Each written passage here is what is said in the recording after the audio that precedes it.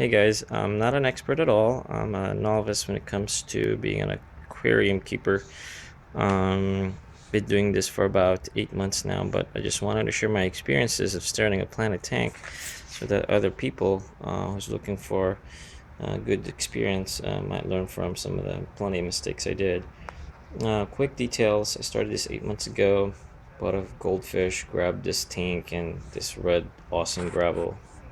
Sarcasm for my daughter. The goldfish didn't too well, so I started doing some reading and discovered that the proper way to do things to cycle a tank and keeping the water quality, which led me to start a planted tank. Details first is this about an 8 month old tank. I cycled for about 7 weeks. There's 12 plants in here, 4 types of fish. I got LED lights, Finnex Planted Plus, $70, worth every penny of it. I run my heater at about 75 degrees. Just got your standard hang in the back water filter. Can run up to 20 gallons, and it's pretty quiet. And I've had the same filter in there since it's started. One of the first things I want to talk about is, for a planted tank, substrate is very important. I'm not an expert, but my thing to say is that pick gravel that is small so that you can really hold down plants like the dwarf hair grass if you're intending to start a carpet. As you see, this one's starting to float out. It's 8 months old, but it's just with my fish in there and the snails just kind of doing their cleaning down there underneath the substrate. It's pushing it up slowly but surely, and it's now about to fly away. So pick a good gravel that you want to use size wise. Nutrients and fertilization for a planted tank, plenty of source material that says that you should. I'm of the experience that you shouldn't do any tablets or liquid ferts at all. On a schedule, I would just do it if your plants are really looking bad, and I would use it as a as needed basis. I used to do it as scheduled as they recommended, and all that happened was my tank exploded with algae, black brush algae, staghorn, green, every sort of algae that you can think of. And then I slowly started decreasing them, and led to stopping it completely. And it's helped. In my humble opinion, just having tap water is enough. If tap water is good enough to sustain a full person, I can't imagine why it can't sustain this little plants over here, right? LED lights, I recommend, or lighting in general. Plenty of material that says you should keep it on for 8 hours. Honestly, these plants will live with 6.5 hours, and that's what I've been doing. Just 6 hours of light, and I run it 2 hours at a time, and that's done marvelous for growth and preventing algae. My LED lights are 16 watts only, but I think the LEDs, the way it just has a good response for them compared to fluorescent lights. The filter, don't even buy a filter exchange. Just buy the one that you got. Just take the one that you got and leave them there forever. Mine hasn't changed in 8 months. Algae. So I guess the biggest thing I want to share is algae. Like I said, I had black brush algae, staghorn algae, green algae, and it just caked everything.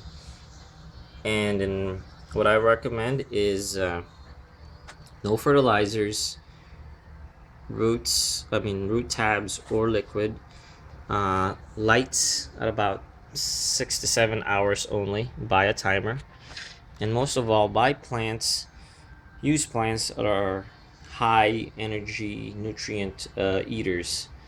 That way that the algae has no competitive advantage compared to your plants in using them. My recommendation is to get some coon tail, water wisteria, but I think the ones that are really working for me in controlling the algae when they come up is water sprite, and most of all, uh, duckweed. These suckers multiply fast, but they do an amazing job in cleaning the water. I've read some articles that they actually use in purifying water, and since I put these guys in, it's done an amazing job of just controlling the algae. No algae problems since these guys has settled in. Every 2 weeks, I take half of these guys out, and boom, they're growing back again. I was hesitant in just having them because it'll block out the light below and kill some of them off. And it really is taking a hit on this staurogyne repens over here. But on areas where light can go through, it does fine. But the benefit that you gain from having them is just too much. I mean, I have this plant suffering over here, but the rest, the Java moss is fine, the rotundifollia is fine, water sprite's fine. So having this much cover is not going to kill your plants. Um, it just does a tremendous job of controlling water purity. The plants that I have here, if I can remember them right, and I got a cheat sheet code, is I got some coontail water wisteria. I trimmed about 3/4 of it, so that's what's left because it was just dominating my tank. Crypt, wendtii, dwarf hair grass, storage and repens in the middle over there. I got some Helferi, Pogestemon Helferi. It's been my chosen. It's the plant that's really settled in here. I'm going to use it as a carpet. Rotalia rotundifollia, Alternethera cardinalis back there. In the middle over there, behind this rotundifollia, is the Hygrophilia stricta. And there's the water sprite in there, back there, that you can see sticking up there. And here's some more Rotalia rotundifolia over here. In for fish, I have I think that's a Siamese Algae Eater, but you guys can feel ahead. I'm really unsure, but he eats algae for sure. And he's got the markings of it. 3 Neon Tetras. Betta fish can live with other fish, so I've debunked that. The key part, I guess, is just having an environment that they like. I've got assassin snails in there, 6 for the Malaysian trumpets control. And there is a Sparkling Gourami here somewhere that likes to hide, but you know what? Having this duckweed does an amazing job in just getting the fish comfortable. It just allows them to be out more and enjoying life, I guess. And this is Dwarf Oto Cat. They eat a lot of algae, but they are not very versatile. So that's my tank here. I doubt that I'll be an expert, but I like my beginner tank. You guys have a good day.